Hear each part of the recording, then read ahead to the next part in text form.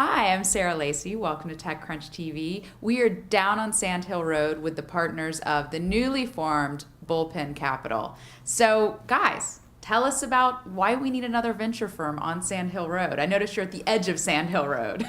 Well, the first thing we're going to do is move the office somewhere down on the train tracks so the kids from the city can come on down. Bullpen was formed to be a follow-on fund for the Super Angels. So the way we see it, the Super Angel ecosystem is now maturing. And we think this is just a fundamental disruption in the whole venture market. It's a change, it's not a passing fancy, it'll persist. Mm-hmm. So Paul, maybe jump in here. There's a lot of VCs who fancy themselves the follow-on for the Super Angels, and that now the Super Angels are basically the people who scout deals for them. They pick the ones that they really like. So where is it that you guys fit in where a VC can't fit in if the company's good enough? Right. So what we found is that there's really a permanent structural hole that's emerged now that companies are cheap to make. So a lot of companies, the typical super angel deals, maybe $1 million in the seed round, and many of them need another $1 to $2 million. If you need another $1 to $2 million, your options are few and far between on Sand Hill Road. If you need $5 to $6 million more, there are excellent options. But many of these capital efficient companies realize that they're prematurely deciding to play home run ball by raising $5, $6, $8 million when they don't know if they have a home run potential.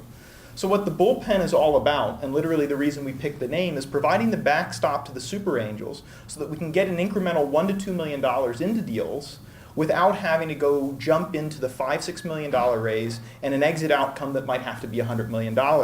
We're letting CEO and management decide, are we ready to play for that kind of exit or not?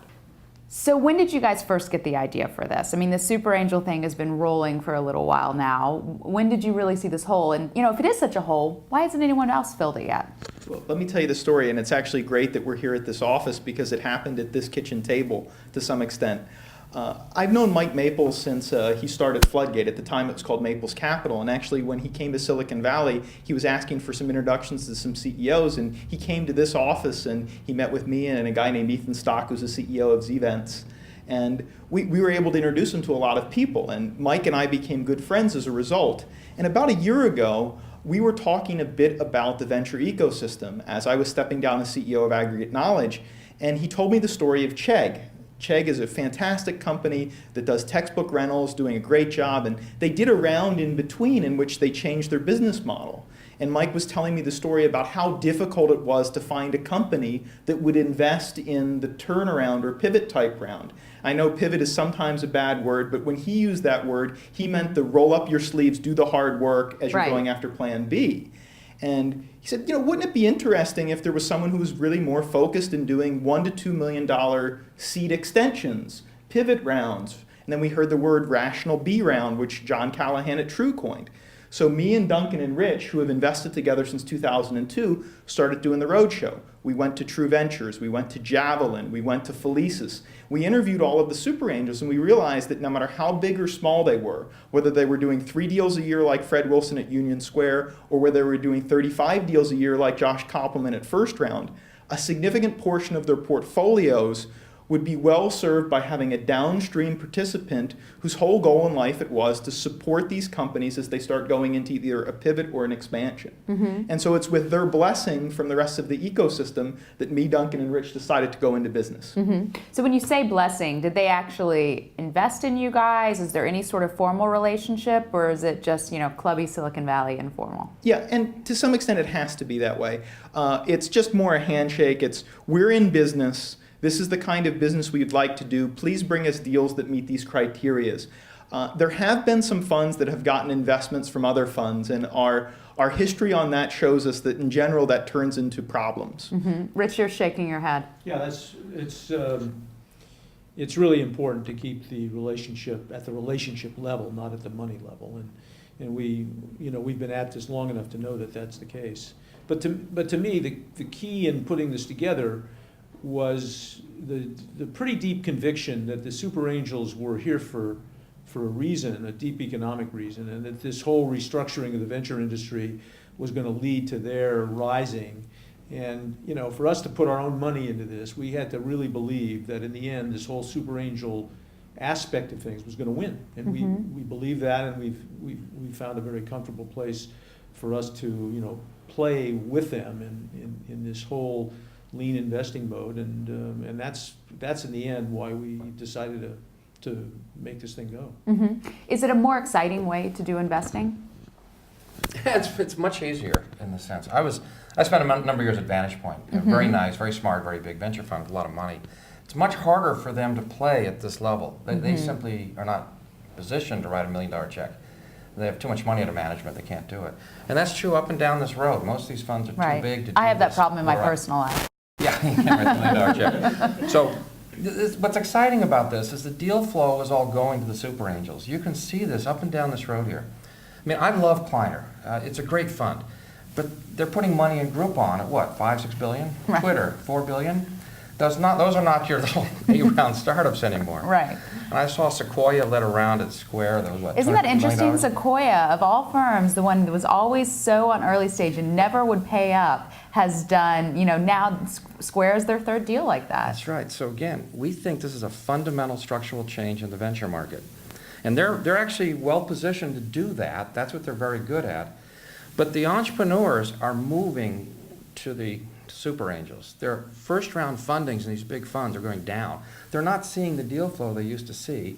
It's first going to the crew that we work with.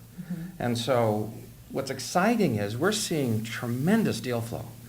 And if you think about our business model, we're not competing with the super angels. We don't do first fundings. We don't do angel fundings. We watch, there are a tremendous filter on the best entrepreneurs, and we watch when the deals come to our level, and we get to work with them on the second round funding. And we're doing small checks, $1 million, $2 million checks. It's not like 5 or 10 or something like that. Right. So it's exciting to be right at this moment of history with the best founders and the most interesting companies. What about contention between the super angels? And I know someone here will probably say, oh, it's all a myth, doesn't exist. Absolutely, it does exist. I've heard it, and I've heard it having drinks with VCs privately. I've heard it having drinks with angels privately. I've heard it having drinks with entrepreneurs who say they get outright pressure from angels, don't ever let a VC in your company. I mean, it may not be the best guys in the industry doing it, but it definitely exists, and entrepreneurs are confused and they're being pressured. What role do you guys play in that? In some ways, it's kind of a psychological rather than a money competition, because a lot of the reward that a VC has is finding the next Zynga or finding, the next whatever, and having that attributed to the firm, in addition, of course, to getting the big upside. And, the reality is that the super angel has come in not because of anything except economics. These big VCs have too much money, frankly, have too many partners.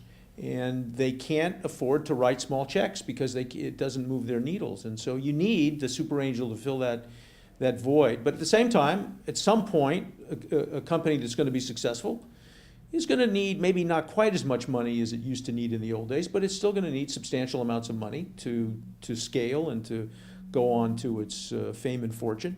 And there, the VC, the traditional VC, with the large fund and with the knowledge and with the expertise, plays a very, very important role. I don't think the industry can really proceed successfully without fully integrating the lean model with Bullpen in the middle and the traditional VC. I think it's just going to take some time to sort it all out. So what does that mean for the company's valuations? A round that you do off of an angel round, pretty much the same valuation if it's a pivot? Right, so the economics of our firm end up being almost exactly double that of the super angel. So a typical super angel deal right now on a blended basis is something like $1 million in at a 4 pre for a 5 post. Bullpen specializes in really doing 3 kinds of rounds. The up and to the right round where the company is doing very good and we're actually competitive with the rest of Sand Hill Road, but they need a smaller check. Our first deal we did is a company called Assistly, a fantastic company in the social CRM space. They're winning accounts left and right, and one of their big customers now is actually Twitter. So Twitter itself uses Assistly for its own customer support. Now that's an up and to the right deal. We call it a rational B. Now, if let's say it was a 1-on-5 type round in a rational B, we're going to come in at maybe twice the economics, maybe a 2-on-10 type round. Now, there are other deals that Bullpen does. We call them the pivot rounds and the B- rounds. And in a pivot round, that's if they did 1-on-4, maybe they get another 1-on-5, where literally it's a sidewards valuation to go after plan B. And then in the B minus round, which is a deal in which it went to Sandhill prematurely, raised $8 million, and has now essentially come back to earth, we're going to be back in again at more like, say, 2 on 6 in the middle. So on a blended basis, our economics end up being kind of 2 on 8 versus the 1 on 4 that the traditional super angel gets in. And those are all just blended averages. But those 3 deal types, the rational B, the pivot, and the B minus, those are the massively underserved parts of the market. If you're an entrepreneur and find yourself needing a $2 million check, needing another $1 million check, or actually kind of doing the middle of the road restart after raising too much money, your options are few and far between. That's why we decided to start Bullpen, because this is the underserved part of the market, and the entrepreneurs really said to us, if you were in business, I'd bring my deal to you. So do you expect that realistically, your deal flow is going to wind up being, or the deals you do is going to wind up being a third, evenly split between those? Is there one area where you think right now there's the best opportunities, the best deals to be had? It's a great question. We've spent a lot of time working on this, and we've looked at the deal flow that we're getting currently from the super angels we're working with. And in a bull market, we're going to do more rational Bs. And in a bear market, we're going to do more pivots and more of the B minuses. So right now, where things are frothy a bit, we're seeing a lot more deal flow on the rational B side. Company up and to the right, but still only needs the $2 million. But we think that once we get into the end of 2011, maybe the beginning of 2012, and we have the overhang of too many companies that were invested in, say, last year, we're going to be, we think, one of the only games in town to do those B minus and pivot rounds.